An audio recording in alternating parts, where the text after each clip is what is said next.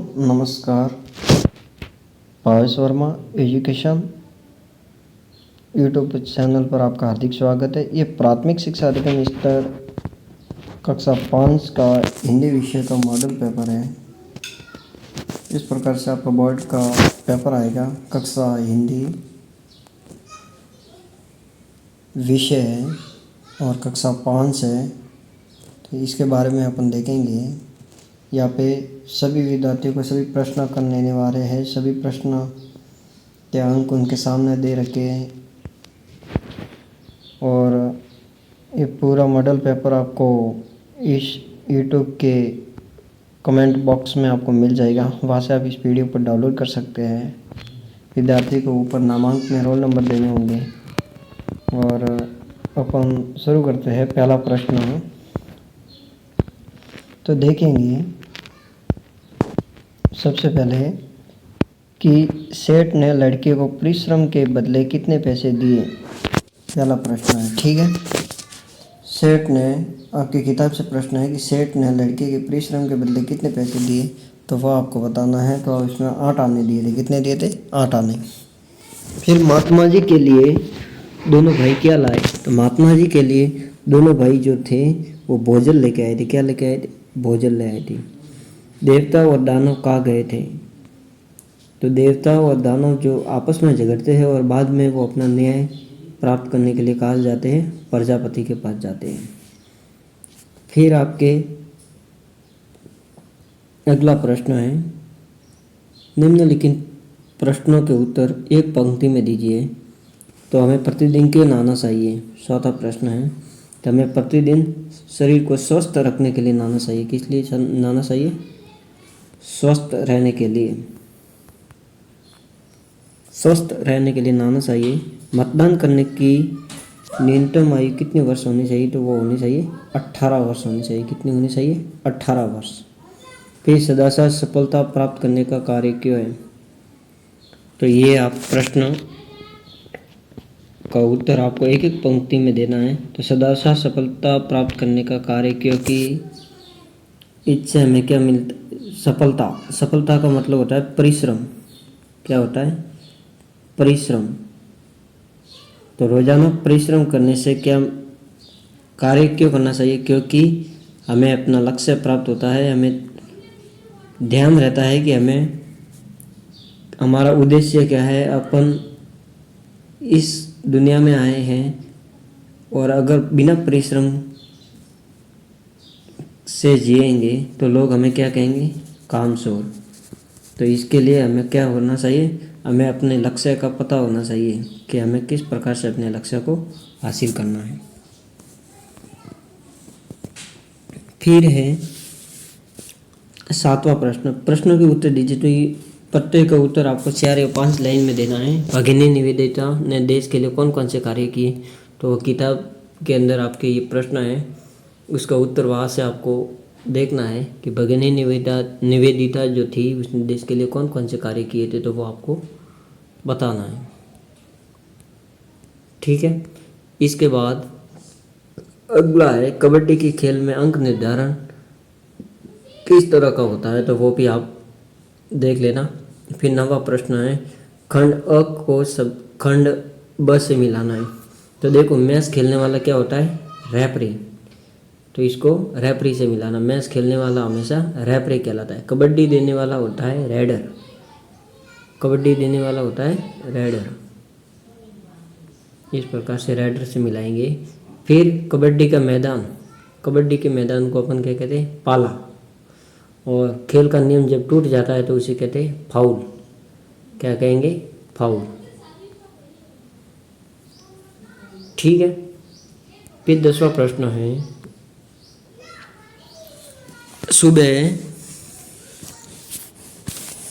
जैसलमेर के करीब पहुंचे तो देखा सूरज की किरणें जैसलमेर दुर्ग के पाषाण कणों को चमका रही थी। किनको? जैसलमेर के दुर्ग के पाषाण कणों को। इसके बाद जैसलमेर पहुंचे, होटल में ठहरे, तैयार होकर घूमने निकले। सबसे पहले किले को देखना तय हुआ। किला त्रिकुट पहाड़ी पर बना हुआ था। जो किला है जैसलमेर का वो त्रिकुट पहाड़ी पर बना हुआ है, इसे त्रिकुट गढ़ नाम से भी जाना जाता है। महारावल राव जैसल ने इसका निर्माण करवाया था। इसका जो निर्माण करवाया था त्रिकुटगढ़ में जो किला बना हुआ है जैसलमेर दुर्ग, और इसका जो निर्माण जो था वो महारावल राव जैसल ने करवाया था। और हम प्रथम पोल अखे पोल से होते हुए दुर्ग के ऊपर पहुँचे और किले की सड़कें भी पत्थरों की बनी हुई है। वहाँ हमने रंग महल, मोती महल और जैन मंदिर देखे और लक्ष्मीनाथ जी के दर्शन भी किए। अब इनके ये इतना गंदेश पढ़ने के बाद आपको इनका उत्तर बताना है। तो यहाँ पे अपन देखेंगे सूरज की किरणें समका रही थी। तो सूरज की किरणें किनको समका रही थी? जैसलमेर दुर्ग के पाषाण कणों को। तो जैसलमेर दुर्ग हो जाएगा, जैसलमेर दुर्ग। ये रहा, जैसलमेर दुर्ग के पाषाण कणों को समका रही थी। त्रिकुटगढ़ का निर्माण किसने करवाया था? तो त्रिकुटगढ़ का निर्माण जो है वो महारावल जैसल ने करवाया था। तो ये हो जाएगा आपके दूसरे का उत्तर। जैसलमेर किले के दर्शनीय स्थलों के नाम। तो दर्शनीय स्थल है ये रहे रंग महल, मोती महल, जैन मंदिर और लक्ष्मीनाथ जी के दर्शन भी किए। जैसलमेर दुर्ग के प्रथम पोल का नाम, प्रथम पोल जो है वो अखे पोल है। कौन सी है? अखे पोल। इस 4 प्रश्नों का उत्तर इस प्रकार से देने के बाद अपन ये पद पढ़ेंगे। पढ़ना है, पढ़ना, पढ़कर समझना और लिखना, ठीक है। तो इसमें है किताबें कविता के रचनाकार है। तो किताबें जो कविता है आपके पाठ के अंदर 5वीं किताब की जो किताब है उसमें कविता किताबें जो है उसके रचनाकार कौन है वो नाम बताना है। फिर मुझसे बुरा न कोई कहकर कवि ने क्या संकेत दिया, इसका भी आप देखोगे। फिर कवि ने मानव को मानवता से नाता जोड़ने की बात क्यों कही है। 14वां प्रश्न है दिए गए शब्दों में सही शब्द का चयन कर रिक्त स्थान को भरिए। तो जो दिल खोजा अपना, इसमें आ जाएगा जो दिल खोजा अपना मुझसे बुरा न कोई, रईमन धागा प्रेम का मत तोड़ो सिटकाए। तो ये जो है आप ये बुरा जो है वो पहले में हो जाएगा, फिर सिटकाए जो है वो दूसरी खाली जगह में हो जाएगा। तीसरा है इस धरती को स्वर्ग बनाओ आओ नया समाज बनाए। तो समाज जो है वो 3 नंबर का हो जाएगा। घर बार झूले ही झूले गाते राग मल्लाहार है। तो ये 4 नंबर का हो जाएगा आपके। फिर 5वां है भाईचारे का संदेश ले आई ईद मुबारक। भाईचारा जो है वो 5वां हो जाएगा। और 6 में आपके आ जाएगा असरज, उगती दांतों तले दबाई असरज से संचार ने। तो ये हो जाएगा आपके 6 नंबर, यानी यहाँ से उल्टा, ठीक है। फिर अगला है व्यावहारिक व्याकरण। तो इसमें आपको देखना है समुद्र का समानार्थी शब्द है, तो वो आपको बताना है कि समुद्र का समानार्थी क्या होता है। 15वें प्रश्न में बारिश, जलज, सागर या टोय। फिर 16वां प्रश्न है निम्नलिखित मुहावरों का वाक्य में प्रयोग कीजिए। तो आंखें बिछाना, और फिर दूसरा है कांटा दूर करना। फिर ब में निम्नलिखित शब्दों का लिंग परिवर्तन कीजिए। विदुषी, फिर लड़का, जैसे लड़का का लड़की, इस प्रकार से कृष्णा, पंडित। फिर 17वां प्रश्न है दिए गए वाक्यों में से क्रिया व संज्ञा पद साटिए। वैभव बाजार जाता है। दिए गए वाक्यों में सर्वनाम व विशेषण बताना है कि वह सीधी गाय है। फिर 18वां प्रश्न है निम्नलिखित शब्दों में से मूल शब्द व उपसर्ग को अलग अलग कीजिए।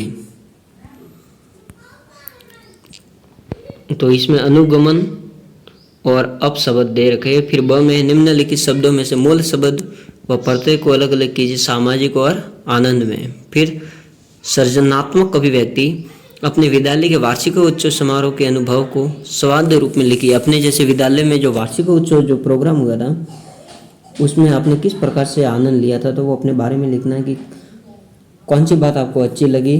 तो वो पूरा पैराग्राफ आपको बनाना है 4 नंबर का, कम से कम 6-7 लाइन में। फिर अगला है कि निम्नलिखित में से किसी एक पर कल्पना के आधार पर लिखिए कहानी लिखनी है या तो बंदर और मगरमच्छ के बारे में लिखो, या वायु और सूर्य के बारे में, या फिर निबंध बताओ। निबंध लिखना है एक विषय पर 10-10 लाइन में, या तो बाल श्रम पे लिखो, पुस्तकालय पे लिखो, खिलाड़ी या दूरदर्शन पे। फिर 21वां है, अपने को वेद प्रताप मानते हुए। वेद प्रताप एक लड़के का नाम है, जैसे आपका नाम वेद प्रताप है, आपको खुद को वेद प्रताप मानना है। और अस्वस्थता का मतलब यानी कि कोई वो स्वस्थ नहीं है, तो वो बीमार है, तो अपने प्रधानाध्यापक को अवकाश हेतु प्रार्थना पत्र लिखना है कि मैं बीमार हूँ, तो वो आपको लिखना है सेवा में श्रीमान प्रधानाचार्य या प्रधानाध्यापक महोदय, फिर स्कूल का नाम, फिर विषय लिखना है कि अस्वस्थ होने के कारण, फिर महोदय लिख के फिर उपरोक्त विषयांतर्गत निवेदन। इस प्रकार से आपको प्रार्थना पत्र लिखना होगा। और फिर दिए गए वाक्यों को पढ़कर वर्ग पहली पूर्ण कीजिए। दास का स्त्रीलिंग क्या होगा? दासी, जन्म देने वाली, माँ, देवताओं की एक जाति, वो बतानी है। एक अन्न, पालन पोषण करने वाली, और रुकावट, तो वो इस सारणी से आपको ढूंढ के लिखना है। फिर 23वां है, अपने विद्यालय को स्वच्छ सुसज्जित करने के लिए आप क्या करेंगे? अपने विद्यालय को साफ सुथरा बनाना है, तो आप क्या क्या कार्य करेंगे, तो वो लिखना है। और फिर है सड़क सुरक्षा से आप क्या जानते हैं, तो सड़क सुरक्षा के बारे में आपको बताना कि सड़क सुरक्षा के बारे में आप क्या जानते हैं। ये था आपके क्लास 5 का मॉडल पेपर, बहुत ही सरल था। तो आप इसकी PDF मेरे कमेंट बॉक्स से प्राप्त कर सकते हैं। जय हिंद, जय भारत।